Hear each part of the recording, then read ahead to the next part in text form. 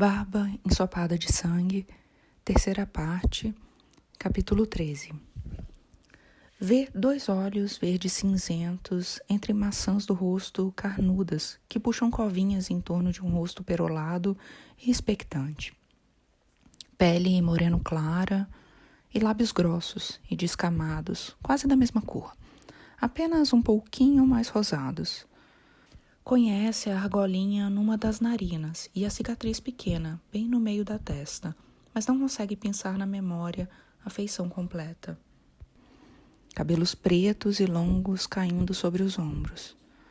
Seus olhos percorrem todos os quadrantes deste rosto no intervalo de uma respiração, e ele pode jurar que nunca viu essa mulher na vida, mas, de repente, sabe quem ela é.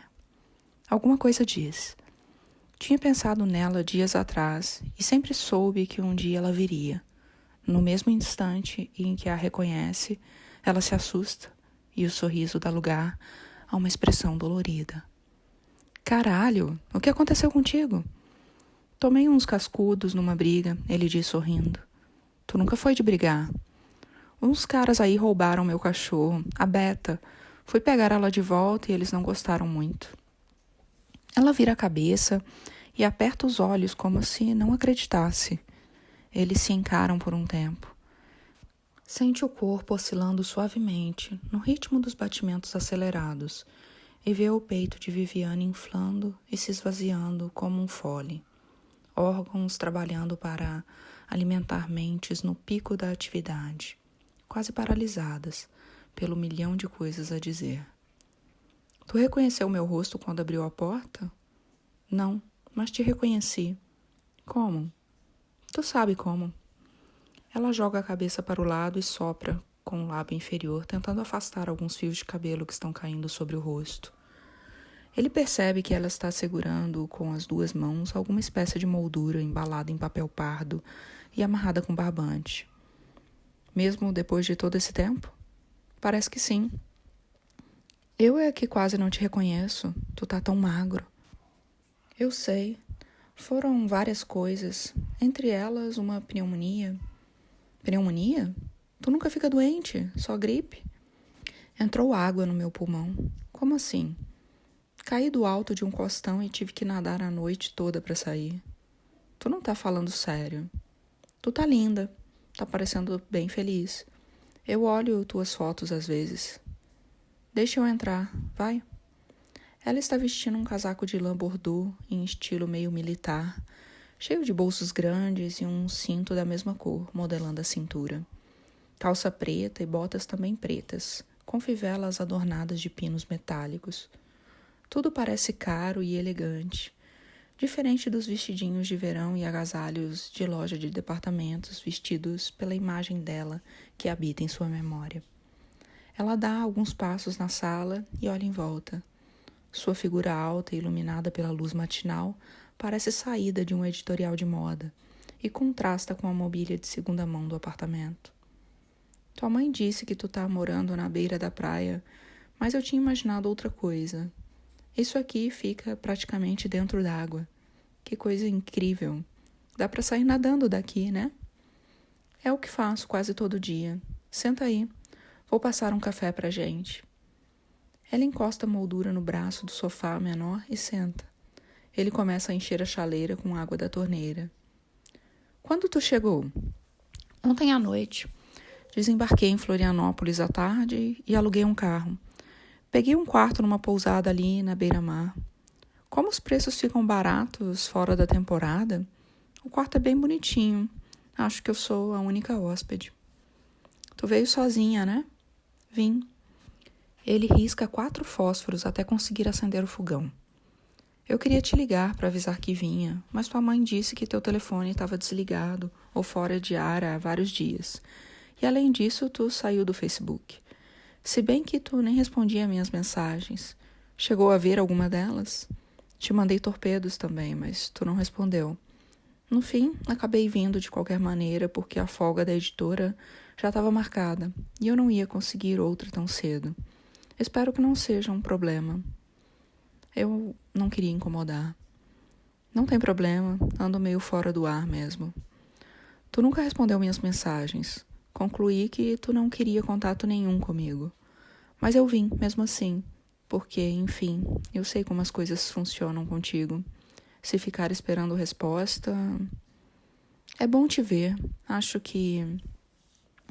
Fica pensando no que dizer enquanto bota café no filtro. Eu li tuas mensagens até um certo ponto, mas sei lá, Vivi. Eu não tava afim de papinho por Facebook. Não é que eu não queira falar contigo. Não, eu entendo. Gostei de abrir a porta e te ver. Gostei mesmo. Pessoalmente, assim é bom. Tava meio preocupada contigo. Todo mundo ficou. Ainda mais depois dessa chuva, as enchentes. E aí tu some de repente. Teve muito estrago aqui? Aqui não. Eu ficava vendo aquele monte de gente morrendo na TV. Disseram que foi a maior enchente da história em Santa Catarina. A estrada estava toda em obras. Que bom que não te afetou. Escuta as patas de Beta saindo do quarto. Beta, olha só quem veio visitar. Uma pessoa que tu conhece. A cachorra vem mancando atrás dele até a sala. Olha um instante para Viviane, fareja o ar, mas não se aproxima. Ela foi atropelada, mas agora está bem. Viviane estala os dedos e produz sons, sem muita convicção, chamando Beta, que fica parada no meio da sala, fora do alcance. Os dois olham em silêncio para a cachorra, que por sua vez não olha para lugar nenhum. Tudo fica congelado por alguns instantes. A chaleira começa a chiar. Como tu tá? Eu tô bem. Bagunçaram um pouco a minha cara. O pior mesmo foi a pneumonia, mas passou. Em relação ao teu pai, eu quero dizer. Ah, tá tudo bem. Sinto falta, mas o normal. Queria ter ido no enterro, mas eu tinha acabado de assumir um emprego novo e não pude viajar. Tu me explicou por telefone. Não tem motivo nenhum para se justificar. Tá tudo bem mesmo. Já foi. Ter ficado com a Beta me ajudou a lidar com isso. Lembro dele e fico triste. Mas a gente já nem se visitava muito, sabe? Ele estava bem estragado. Mas era um cara de coração bom. Depois que ele se matou, acho que isso ficou mais claro. Ele foi bom para todo mundo do jeito torto dele. Nunca nos deixou faltar nada, se tu pensa bem. Lembro dele segurando minha nuca e dando conselhos. Ele pegava forte pela nuca e começava a dar a real. O pai sempre sabia o que estava fazendo. Decidia rápido e não voltava atrás. Ele tomou uma decisão. O Dante ficou com muita raiva. Não consegue aceitar. Não, isso é problema dele. Volta para a cozinha e derrama água fervente no filtro. O Dante também ficou bem chateado de não ter te visto no enterro. Tu foi embora super cedo, né? Vocês se desencontraram. Não foi desencontro. Eu saí de propósito antes dele chegar. Quero que o Dante se foda. E não tô afim de falar dele agora. O hiato da conversa é preenchido pelo cheiro do café e pelas ondas atropelando as pedras perto da janela. Ele retorna com 2 xícaras, entrega uma delas a Viviane e senta no sofá em frente. Tão linda. O preparo do café não o manteve de costas tempo suficiente para que esquecesse de seu rosto. Quando viviam juntos, ele às vezes brincava intimamente com isso, procurando testar quanto tempo conseguia reter na memória a fisionomia da mulher que amava, ou tentando mirá-la com a frequência necessária para não perdê-la na duração de uma manhã ou um dia inteiro. No começo era fácil, depois foi ficando difícil, e em algum momento perdeu a vontade de tentar, mas ao vê-la de novo agora, passados mais de 2 anos, a brincadeira volta a fazer sentido. Decide pô-la em prática. Não a perderá de vista. Não deixará que esse rosto escape da tua memória até que ela vá embora de novo. Quando ela sair dessa porta, ele manterá o rosto dela bem em sua mente, ao mesmo tempo em que lembrará de como se conheceram na piscina em que ele dava aulas. Ela de maiô preto e touca azul, nadando desajeitada com aquele corpo alto e forte, parando na borda para respirar e conversar, abrindo a guarda para um convite para uma cerveja. A casa estúpida de livros onde vivia com os pais ricos antes de se mudar com ele para um apartamento detestável na Cidade Baixa, rodeado de bares ruidosos e vizinhos esquizofrênicos. O rosto dela começará a se borrar, mas as lembranças do que foi vivido não cessarão. A primeira vez que foram juntos à praia e acamparam num campo vazio durante o Natal. Ela saindo da água no meio da praia deserta, trêmula e eriçada de frio, sem perceber que escorria sangue entre suas coxas e se contorcendo de vergonha ao ser avisada. Deitada de costas sobre o peito dele, no interior úmido e abafado da barraca, tendo pequenas convulsões depois de gozar. Eles se olhavam no espelho juntos. Seus corpos eram tão belos que dava agonia. Ela dizia que o corpo humano era feliz. Não fazia muito sentido, mas era o que ela dizia, como se feliz fosse sinônimo de belo ou algo parecido. Ele não a corrigia. Quem estava certa sobre as palavras era ela, sempre ela. Ele não lia livros e ela não ia assisti-lo nas competições, mas parecia que não tinha problema. Levará alguns minutos para o rosto sumir. Restará apenas um borrão. Não importa o quanto ele goste da pessoa, acontece toda vez. Mas não permitirá que aconteça enquanto ela estiver ali dentro do apartamento. Aproveita que ela está aí. 1, 2, 3, valendo. Quero saber de ti. Como está a vida em São Paulo? Eu tô super bem, super bem. A gente comprou um AP em Pinheiros que é uma graça. Um daqueles antigos com pé direito enorme. E tem lista de espera. Eu fui em todas as imobiliárias pequenas do bairro. Essas que têm corretores velhinhos que só sabem usar fax. Deixei uma descrição do tipo apartamento que eu queria e pedi para me ligarem quando aparecesse. Aí a dona desse apartamento teve um piripaque e foi para casa de um dos filhos e eles colocaram para vender. No mesmo dia o cara me ligou e disse para ir ver, porque não ia durar uma semana. Foi muita sorte. E aí eu fiquei um tempo trabalhando com freela, fazendo contatos, até o início do ano que eu consegui um emprego com livros infantis da editora, que é um barato. Gosto de lidar com autores, tradutores, com os ilustradores incríveis. Em julho eu fui à Flip, sabe? É uma festa literária que acontece em Paraty. Dentro disso tem a Flipinha, que é para o público infantil. Trabalhei pra caralho, mas foi muito prazeroso. O Dante foi comigo. Talvez ele seja convidado na edição do ano que vem, se ele conseguir terminar o livro dele até o fim do ano. O Noel estava lá, que é um autor que eu gosto um monte. Batemos altos papos com o Veríssimo. Ele conversou um monte. Eu achava que ele era mudo de tão tímido. Veríssimo é o da tirinha das cobras, né? Isso. Eu estou escrevendo uma coluninha semanal sobre livros e mercado editorial no site de um jornal. E às vezes me passam umas resenhas também. A vida cultural em São Paulo é um negócio impressionante.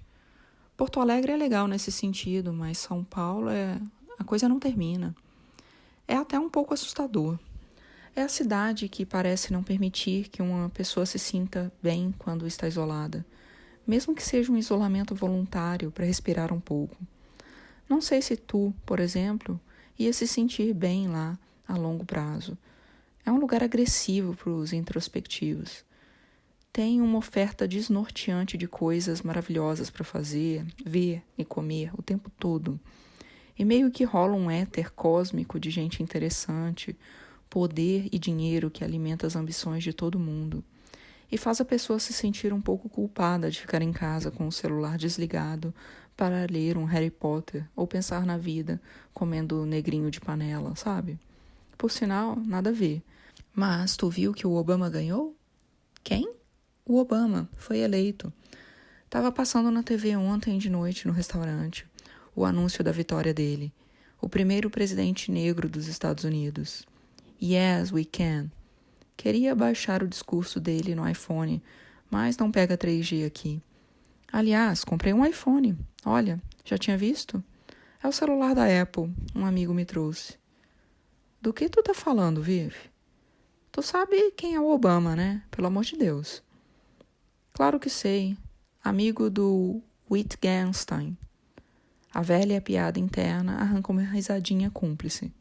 Pouco tempo depois de se conhecerem, na época em que Viviane ainda estudava jornalismo na Federal e fazia cadeiras optativas de filosofia nas horas vagas, ela tentou transmitir para ele todo o entusiasmo que sentia pelo Tractatus Lógico-Filosóficos, desde que lera após um professor comentar o livro em aula. Terminou em briga. Desde então, o nome do filósofo era evocado jocosamente, quando ela desembestava a falar de assuntos que ele não tinha referências culturais suficientes para compreender, ou sobre os quais estava desatualizado. Fazia parte da piada ouvi-la com paciência e até incentivá-la, para o final fazer uma menção qualquer a Wittgenstein, o que significava que ele já tinha perdido o fio da meada havia muito tempo. Eu sei quem é o Obama, só não sabia que ele tinha ganhado a eleição ontem, e não sei por que tu tá falando do teu celular novo agora. Tu perguntou sobre São Paulo, e eu comecei a falar e não sei aonde fui parar, desculpa. Eu tô meio nervosa. Tu acha que é fácil para mim estar aqui? Não, claro que não. Também não sei bem o que dizer. Ela toma um gole do café e aponta com a cabeça para o chão. Te trouxe um presente. Posso abrir agora? Ela faz que sim com a cabeça. Ele levanta e busca uma faca serrilhada na cozinha. Pega a embalagem em forma de quadro e senta de novo em seu sofá. Corta os barbantes com a faca e arranca o papel pardo, afixado com fita adesiva, revelando aos poucos um grande retrato emoldurado. É o teu pai. Viviane toma o cuidado de informar antes que ele se depare com um desafio cruel de identificar a pessoa retratada. Termina de desembrulhar o retrato. É uma ampliação de uma fotografia em preto e branco, com quase 1 metro de altura. Cada poro, cílio, ruga se entrega sem pudor à percrustação. O pai está sorrindo na foto, enquadrado no alto do peito, ao topo da cabeça, vestindo camisa social branca. Há plantas e casas borradas no fundo. Não consegue identificar o local onde a foto foi tirada. Fiz essa foto dele quando fomos a Jaguarão fazer compras na fronteira. Lembra disso? Acho que foi a primeira vez que viajamos juntos com ele. Teu pai foi comprar uísque e charutos e nós pegamos carona. Tu comprou aquele Ray-Ban? Eu lembro. Eu ainda usava essa câmera antiga naquela época. A que usei para fotografar na faculdade. Tenho todos os negativos ainda. Eu lembro. Fico olhando a foto e dá um nó na garganta. Gostou? Sim, muito, muito mesmo. Imaginei que tu já devia ter muitas fotos dele, mas essa é bonita e tem um lugar perto de casa que é muito bom de fazer essas ampliações grandes. Ficou incrível. Nem sei o que dizer, Vivi. Obrigado. Espero que tenha gostado. Ele tira os olhos da foto e se depara com os olhos brilhantes de Viviane sentada no sofá. Mãos unidas, os dedos esmagando os outros, insegura e calorosa, como uma mulher que acaba de se declarar apaixonada. Encosta o retrato no assento do sofá e quase de um salto se levanta e já a encontra também em pé. Derrubei a xícara, ela sussurra no ouvido dele. Deixa. Café mancha. Não importa. Ficam abraçados até que uma sensação parecida com sono amoleça seus corpos e o faça recuar. Seu coração está soluçando. Ele recolhe a xícara de café que caiu no tapete e ela anuncia que vai ao banheiro. As gaivotas gritam, sobrevoando a enseada em círculos dementes, enquanto 2 barcos retornam à praia após a madrugada de pesca. Beta ergue as orelhas, levanta e vai para a rua. A porta do banheiro destranca. Viviane passa por ele, vai até a janela e fica olhando o mar. Ele volta a sentar no sofá e fica lembrando do rosto dela, enquanto observa suas pernas longas e os cabelos negros que descem até o meio das costas, dando a impressão de estar em movimento, apesar de imóveis. A mágica de algum cabeleireiro. Precisa fazer ela se virar. Os borrões tomarão conta, se ele der chance. Tu veio aqui só para ver como eu tava ou tem alguma coisa para me contar? Ela se vira. Eu tô grávida. Tu vai ser tio. Desde quando tu sabe? Faz 2 meses. Tô na 15ª semana. Vai ser menino. Parabéns. Fico feliz por ti. Fica mesmo? Claro, Vive. Tu tá feliz, né? Tu queria isso. Queria. Então eu também fico feliz. Consigo ver isso independente de todo o resto. Eu sabia que ia acontecer. Sabia que um dia tu ia me procurar para contar isso. Lembra que tu assinou um papelzinho para mim? Que papelzinho? Antes de tu ir para São Paulo morar com ele, a gente ainda estava junto, naquele café no Moinho dos Ventos. Não lembro de papelzinho nenhum. Tu botou a data e a assinatura num papelzinho e eu escrevi alguma coisa. Não sei do que tu tá falando. Ele levanta e vai até o armário do quarto e revira os objetos guardados numa caixa até encontrar a folha de bloco de notas dobrada. Hesita por um momento. Uma parte dele não quer mostrá-la. Sugere que rasgue a folha em pedacinhos, jogue no lixo e mude de assunto. Mas a outra parte lembra que não pode se apagar nada. Não se pode fingir algo que não existe. Volta à sala e entrega o papel a Viviane. Ela lê depressa e ergue a cabeça com uma carranca de confusão e decepção. Isso é brincadeira? Eu não sabia o que tu tinha escrito aqui. Mas tu lembra que tu botou a data e assinou, né? Agora lembro. Mas que merda é essa? Se tu sabia que a gente ia se separar, se sabia até que um dia eu ia aparecer para contar que estava grávida, por que não falou na hora? Por que não fez alguma coisa? Eu fiz tudo o que eu pude. Talvez para ti não pareça nada, mas eu fiz tudo o que eu pude. Não foi muito. Não tinha muito o que eu fazer. Eu sabia que não ia adiantar nada. Ela avança até ele, devolve o papel e senta no sofá. Não gostei nem um pouco. Por que tu fez isso? Sério, qual era a tua intenção? Poder dizer eu avisei, ou eu já sabia, ou algo assim? Isso te faz superior a mim, de alguma maneira? Superior a teu irmão? Tu sabe a todo momento o que vai acontecer à vida de todo mundo? Quem tu pensa que tu é? Não, não é isso. Acho que anotei isso no papel mais para garantir para mim mesmo que eu não estava louco. Para na hora em que acontecesse eu poder saber que tinha realmente enxergado o que vinha pela frente. E que eu estava impotente. E tu também. E o Dante também. Também. Mas por que tu me deixou ir então? Por que não me segurou em Porto Alegre? Por que tu não veio junto comigo? Tu conhece a história tão bem quanto eu, Vive. Não sei. É que tu sabe de tudo. Me ajuda um pouco, porque eu não estou conseguindo te entender. Não sei como tu vê as coisas. Não sei o que tu tá fazendo agora. O Dante resolve se mudar para São Paulo. E 1 mês depois tu consegue uma proposta de trabalho lá. Tu sonhava há muito tempo com isso. Para te tirar daquela provinciazinha sufocante, como tu dizia. Como uma casa com teto baixo que te forçava a andar curvada. E tu tem razão. Para uma pessoa como tu, Porto Alegre é pequena. Eu não podia ir contigo naquele momento, porque estava treinando para o Mundial do Ironman no Havaí, que era o sonho da minha vida, e que era algo que eu não podia interromper de jeito nenhum indo para São Paulo, sem mais nem menos. Aí o Dante consegue alugar um baita de um AP, não sei onde, e nos convida para morar com ele no início.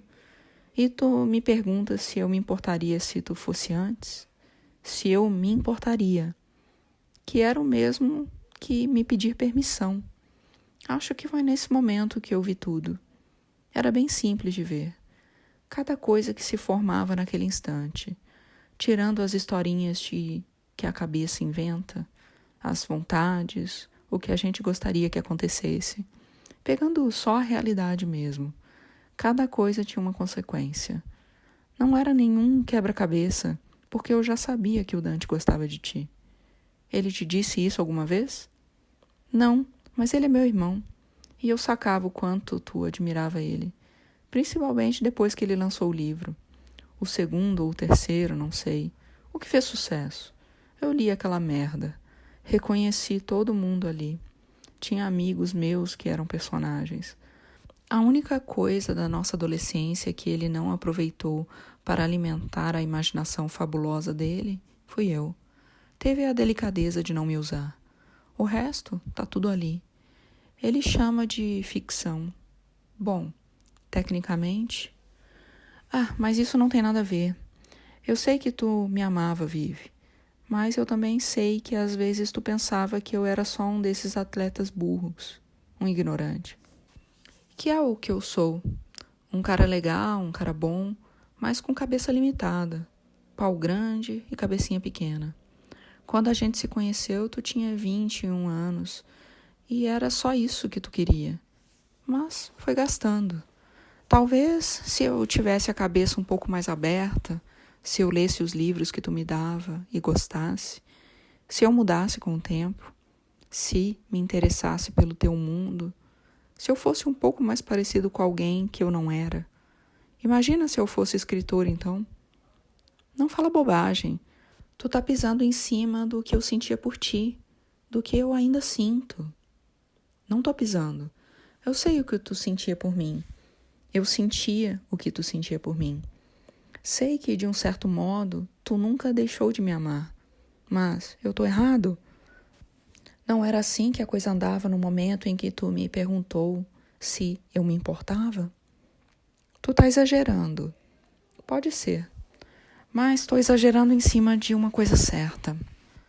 Ela o encara com uma expressão que não é de ódio, mas de uma ferocidade bestial, de autodefesa, e uma única lágrima escapa do olho esquerdo, esbarra na bochecha e pinga no chão ao mesmo tempo que ela faz a pergunta seguinte.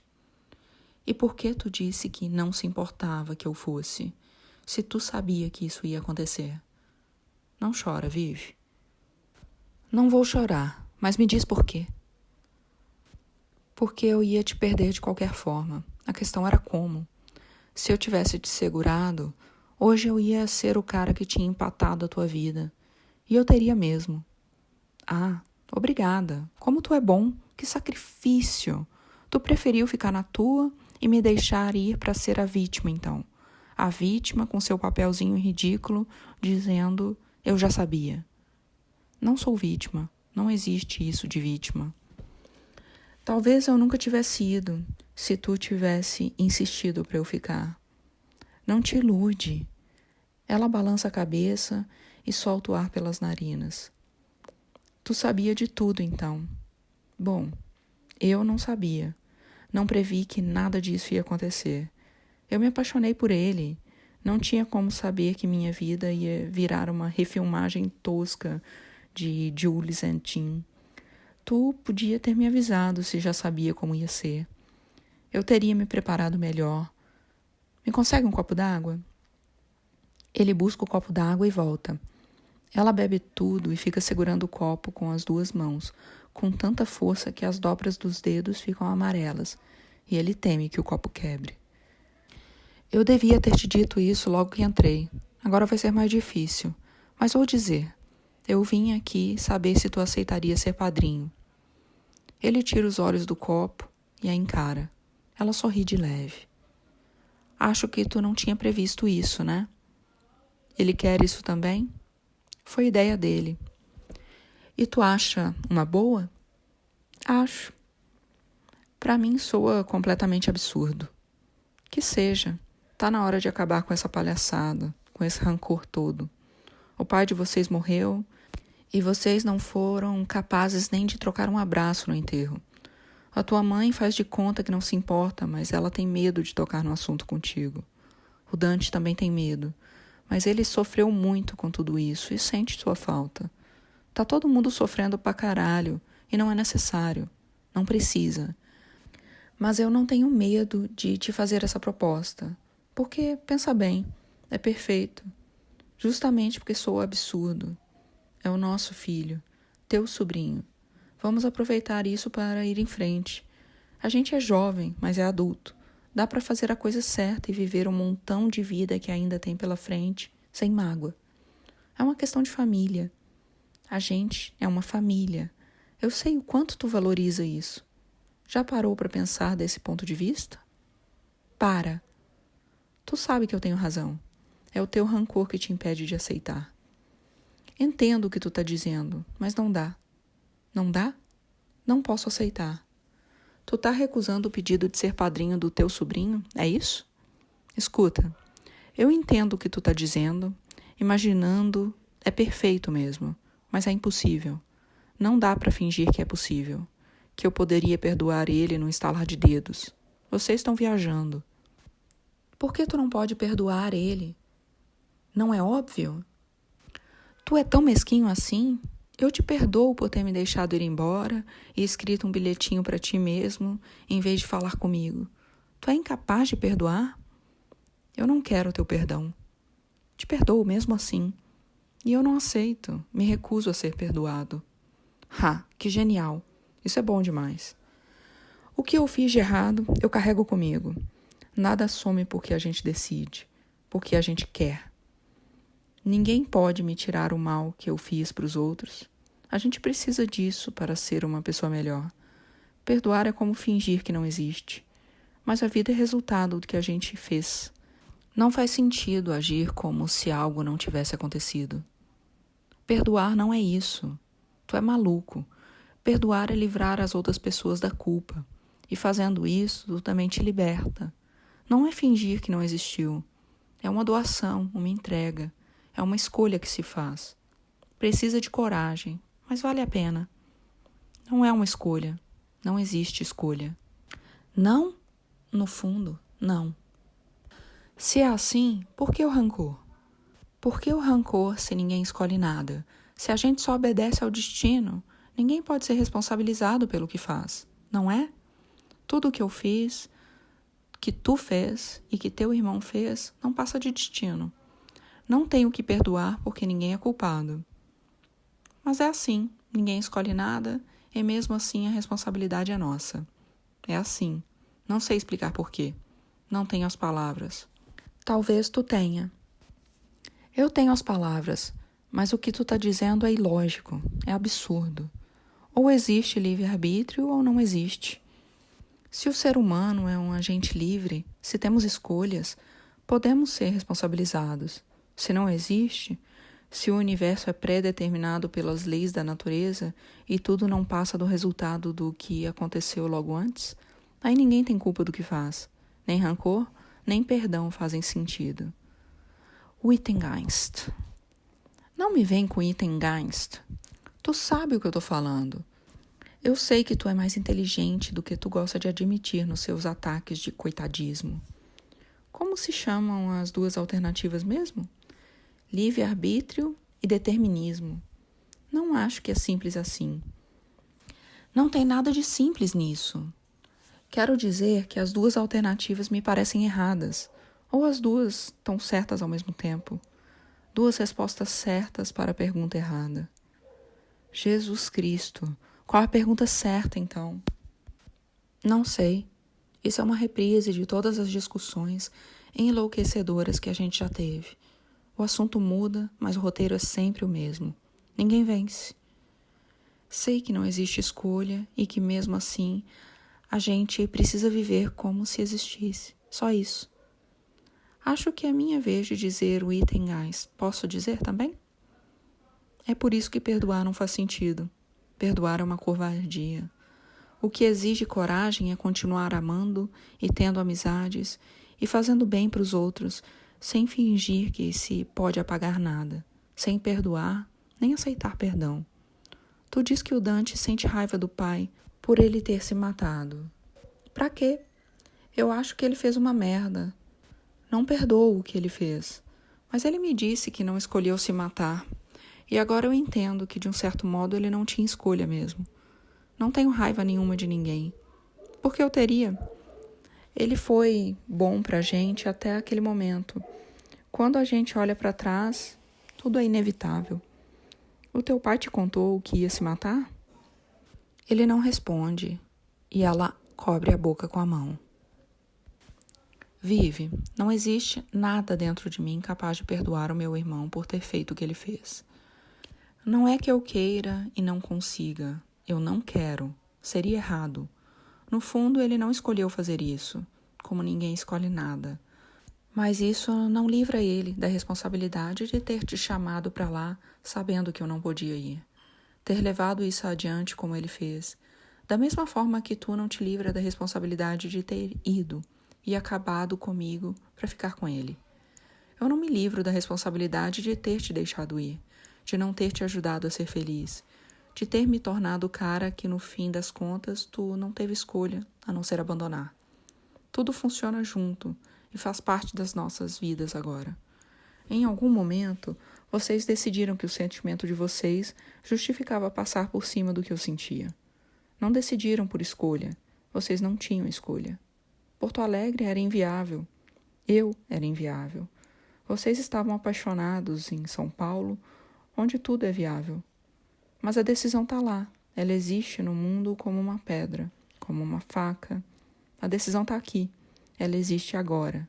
É a coisa que aconteceu e teve consequências como qualquer decisão, qualquer gesto, qualquer coisa que eu diga ou faça, acreditando que é por vontade própria ou não.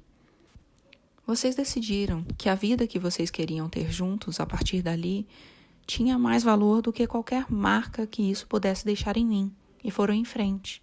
E tudo bem, consigo me colocar no lugar de vocês. Acho que eu não teria feito a mesma coisa, mas consegui imaginar e entender. Mas tenham a coragem de carregar isso com vocês agora. Eu vou te amar para sempre e ainda defenderia a vida do meu irmão da forma que eu pudesse, caso ela tivesse em risco. Mas eu não quero ver ele e não vou ser padrinho do filho de vocês. Desculpa ter vindo até aqui. Ela levanta e ajeita a roupa. Tu não precisa ir embora.